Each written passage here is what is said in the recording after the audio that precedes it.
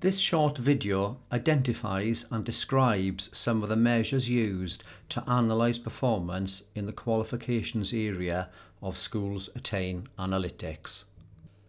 I have already logged into Schools Attain, and by clicking on Analytics we'll go straight into the qualifications area.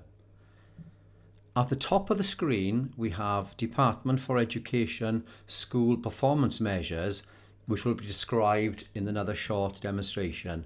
For now, we will just concentrate on Attainment 8 and Progress 8. Attainment 8 measures pupils' attainment across 8 qualifications, including Maths and English, which are both double weighted, 3 qualifications that are included in the English Baccalaureate, and 3 further qualifications which fall into the open category or the open bucket. Progress 8 is a type of value-added measure that indicates how much a secondary school has helped pupils progress over a 5-year period when compared to a government-calculated expected level of improvement. A score of 0 means that the school's pupils progressed at a rate in line with the average rate of progression of other children across the country who achieved similar results at the end of Key Stage 2 when they were in primary school. Above 0 means that the school's pupils have progressed more than children across the country who achieved similar results at the end of Key Stage 2. Below 0 means that pupils made less progress than children across the country who achieved similar results when they were in primary school. The progress shown here, 0.11, means every student in every subject, including the double-weighted English and Maths, has progressed by 0.11 of a grade higher than expected. A8 and P8 are important measures, which is why Schools Attain shows attainment and progress graphically throughout the whole service.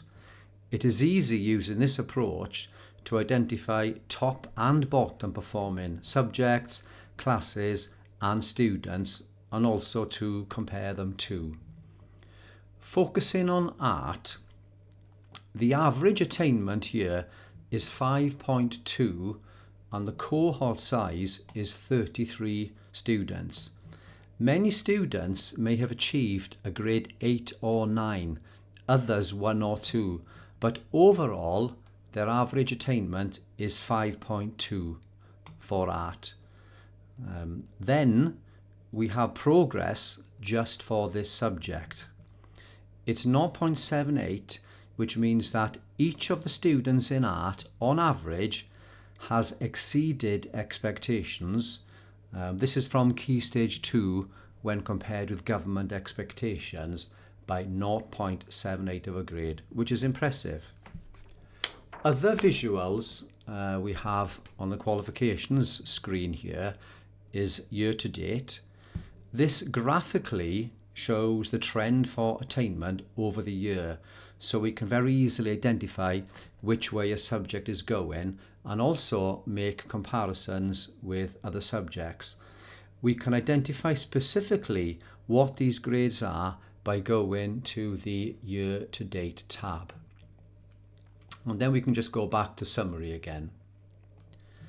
Similarly, the points mini bar chart shows the points grades profile for each subject. I can identify the specific values of these by going to the grades tab. But again, looking at the data this way is not too helpful. It's much more useful to actually just use the charts used because you can identify trends and performance in a glance. Another very useful measure is residual, and residual is an internal measure and shows how much better or worse children perform when compared with other subjects in the school. So if I looked at English literature here, we can see that on average each student performs 0.84 of a grade less well than they do in other subjects. And for English language, on average, each student performs 0.46 of a grade better on average than other subjects they take. If I sorted the residual increasing, you can see for the subjects highlighted with a red dot, students are performing much worse in these subjects here, down to GCSE drama, than they are in other subjects. We also have across the top here, we have type of pass.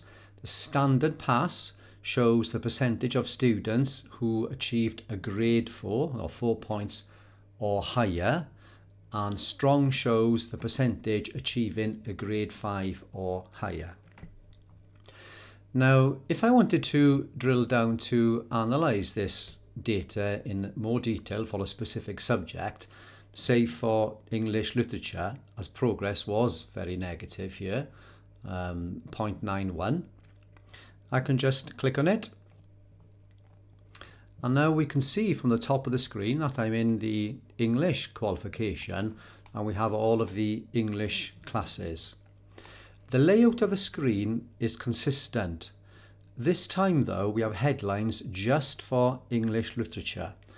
All columns on the screen are exactly the same as the previous screen for qualifications, so we're already familiar with the measures and with the layout. I can sort the data again in exactly the same place as previously by progress, increasing for example. I can export data here, and I can also print and apply a filter. One last thing, I may wish to identify the least, the smallest amount of performance. One last thing, I may wish to identify students across the whole subject that are performing less well than expected. So I click on students, I can sort by progress, we'll go for progress increasing here, and here we have all of the students who are